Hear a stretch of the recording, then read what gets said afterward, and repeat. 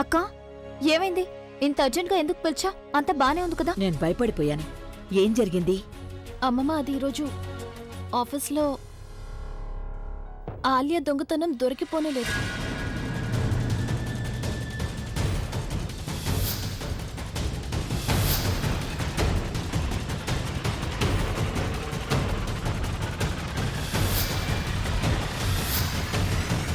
తను సీడీని దొంగిలించుంటుందని నేను అనుకున్నానమ్మమ్మ, కానీ తను సీడీని దొంగిలించలేదు. ఇది కూడా తన ప్లానింగ్ లో ఒక భాగం అని నాకు అనిపిస్తుందక్క. You know Alia is very smart. You can't really trust her. నువ్వు ఒక పంచే, ఆ ప్రొడ్యూసర్కి సెక్రటరీ అని చెప్పి నువ్వు ఒకసారి ఆలియాతో మాట్లాడు. అసలు తన మైండ్లో ఏం ఆలోచిస్తుందో ఏంటో నువ్వు తెలుసుకోవాలి. ఆ అమ్మమ్మ, నేను లాస్ట్ టైం తనకి ఫోన్ చేసినప్పుడు తను నాతో ఏమని చెప్పిందంటే తను ఆయన లేటెస్ట్ పాటల స్క్రాచ్ కోసం వెయిట్ చేస్తోందని. నిజానికి ఆయన లేటెస్ట్ పాటల స్క్రాచ్ అయితే ఆయన తయారు చేసి ఇచ్చేశారు. అసలు తన మైండ్లో ఏం నడుస్తోందో, ఎందుకు అబద్ధం చెప్తుందో తెలీదు. అక్క, నువ్వు తనకి ఫోన్ చేయకుండా ఉండడమే మంచిది. అట్లీస్ట్ ఈ రోజైనా చేయకు. ఎందుకంటే ఒకవేళ మనం ఈ రోజు తనకి ఫోన్ చేస్తే తను ఏదో ఒకటి ప్లాన్ చేస్తుంది. అందుకే మనం ఆలియాతో రేపు ఉదయం మాట్లాడమే బెటర్ అనిపిస్తుంది. మనం తనతో ఇలా కూడా చెప్పొచ్చు, ఒకవేళ తను మనకి స్క్రాచ్ మ్యూజిక్ ఇవ్వకుండా ఇంతే ఎక్కువ టైం తీసుకుంటే గనక మనం వేరే సింగర్ నుండి స్క్రాచ్ తీసుకుంటామని. అండ్ ఐ నో ఆలియా, తను చాలా ఇన్సెక్యూర్గా ఫీల్ అవుతుంది. అండ్ ఐఎమ్ ష్యూర్ అప్పుడు తను ఖచ్చితంగా ఏదో ఒకటి చేస్తుంది. నిజమే, సరిగ్గానే చెప్పింది తను. మనం ఇలా చేస్తేనే మంచిది. బుల్బుల్ సరిగ్గానే చెప్పింది. మనం ఈరోజు తనకి ఫోన్ చేయకుండా ఉంటేనే మంచిది. అప్పుడే మనకి తెలుస్తుంది తను ఏం ఆలోచిస్తుందో అని.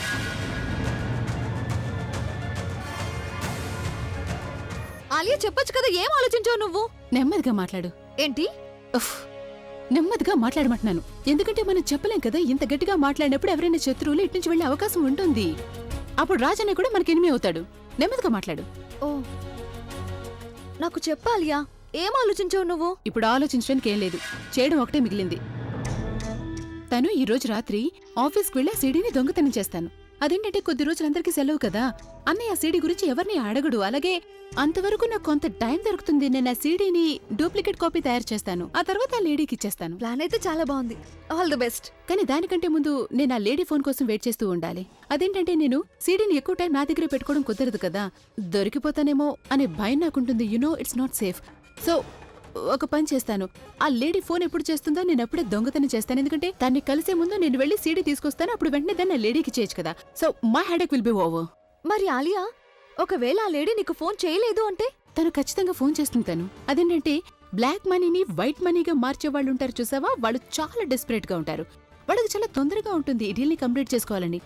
ఇక నేను భగవంతుని ప్రే చేయాలి మనకి వాళ్ళ దగ్గర నుంచి త్వరగా ఫోన్ రావాలని.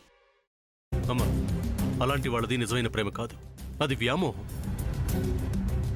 ఎగ్జాక్ట్లీ చిన్నత్త, నిజంగా ప్రేమించుకున్న వాళ్ళు అలా చేయరు. ఎంత మనసు విరిగిపోతే కన్న కూతుర్ని పట్టుకొని మా దృష్టిలో చచ్చిపోయా ఉంటుందా తల్లి?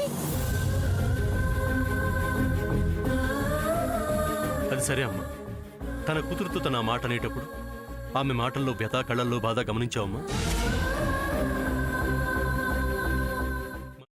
పెద్దబాబుకు బర్త్డే విషెస్ చెప్పు కూడా వెళ్ళాం కదా. ఊరికే ఎలా కాలిపోతుంది? మంట పెడితేనో పడితేనో తగలబడుతుంది.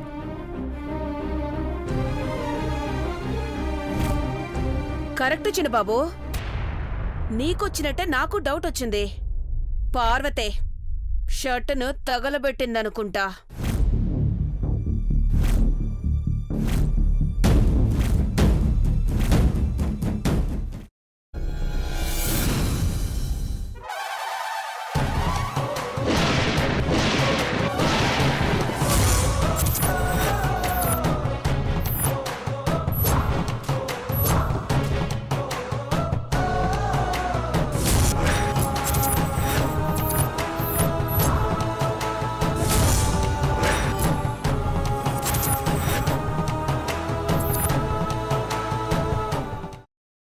తర్వాత పొట్టు తీసేసి చాప్ చేసి పక్కన పెట్టుకోవాలి.